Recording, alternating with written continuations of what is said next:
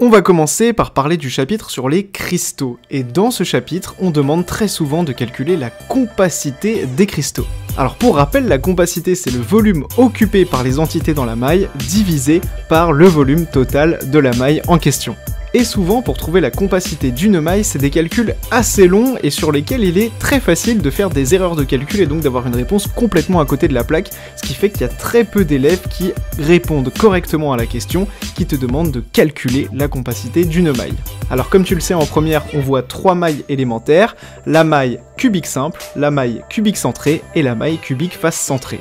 Et bien voici le premier hack. Il faut que tu saches que la compacité est toujours la même selon le type de maille. Et une fois que tu sais ça, c'est super simple parce que quand on te demande de calculer la compacité dans une interro par exemple, eh bien tu connais déjà la réponse dans ta tête, t'as plus qu'à essayer de retrouver cette réponse en faisant les calculs. Du coup, voici le premier hack. La compacité dans le cadre d'un cubique simple, c'est 0,52.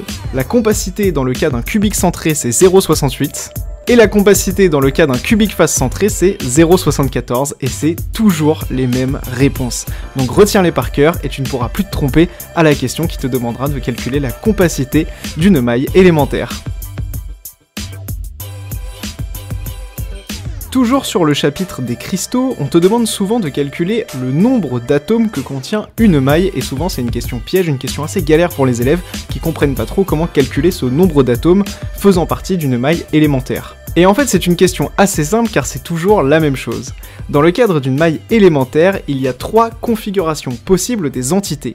Tu peux avoir des entités dans les coins de la maille, des entités au milieu des faces, ou bien une entité en plein milieu de ta maille. Maintenant que tu sais ça, tu vas voir, c'est super simple. Il faut savoir que dans tous les cas, les entités qui sont dans les coins, elles comptent pour 1/8, les entités qui sont au milieu des faces, elles comptent pour 1/2, et l'entité qui est au milieu de la maille, elle compte pour 1. À partir de là, t'as plus qu'à compter chaque entité dans ta maille pour avoir le nombre total d'entités dans ta maille.